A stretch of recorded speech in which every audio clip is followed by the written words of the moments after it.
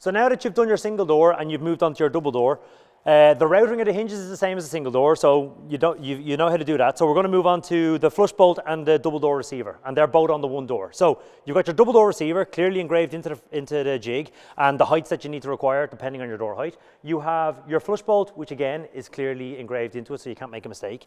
So you forget about the 78 and the 80, and what you do is you keep the bottom line of your T, which is this line here, flush with the top or bottom of the door, depending on what flush bolt you're fitting. Okay, and again, to center it, you're using the slot system that you used when you're fitting your faceplate for your lock. Okay, so the T is perfectly flush there, my finger's in there. My receivers, my slots are very good there, so that's fine. So now I'm going to screw it on with the allocated holes that are in the jig for the flush bolt. There's 2 of them there.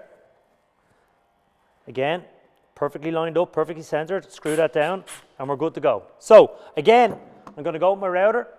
Same router, 16mm collet, 12mm router bit. The only thing that's changed since I've done my faceplate is I've changed my plunge because my flush bolt is slightly thicker than the faceplate on the lock. So now I'm going to router that out. Like I said to you again, it's perfectly flush with the T. I'm good to go.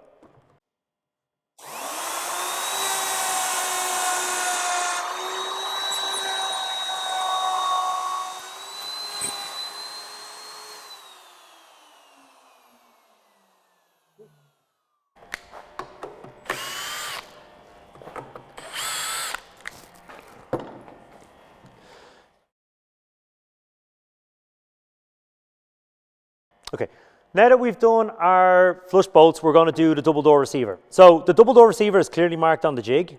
Depending on the door size, you're going to go with either a 78 or an 80, and again, it's clearly engraved on the jig. We have an 80-inch door, so we're going to go with the measurement 951. So we're taking 951 from the top of the door. I've already marked it on the door, 951, and we're going to line that pencil mark up with the letter A. To ensure the jig is the correct way around, the flush bolt jig needs to overhang the top of the door, okay? That now will mean you're in the correct position. So, I've lined up the letter A with my pencil mark. My flush bolt is overhanging the top of my door, okay? That's very important, okay? Now, to center it, I'm using the slots that we did for the flush bolt and the lock faceplate, okay? That's perfectly flush. My A is lined up with my pencil, and to ensure I'm in the right position, my flush bolt is overhanging the top of the door. So now I'm going to fix that, okay? So, fix that to my door. I can put my fingers in there to ensure it's flush.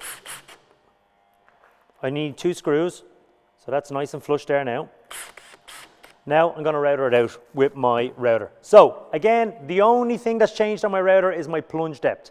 I'm still using a 16mm collet with a 12mm cutter. I've just changed the plunge depth because the faceplate on the flush bolt is thicker than the faceplate on the receiver, okay? That's the only thing that's changed.